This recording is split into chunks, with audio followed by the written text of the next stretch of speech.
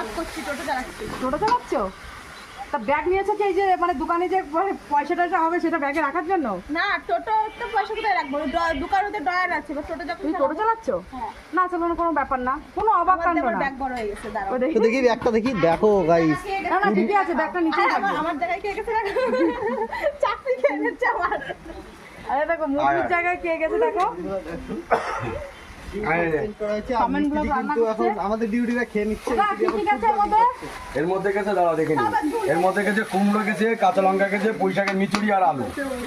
পুঁইশাকের মিচুড়ি, আলু আর কি? আর একটু পরে আমরা মাছের মাথা দেবো, দেখো মাছের মাথাটা দেখো। কই?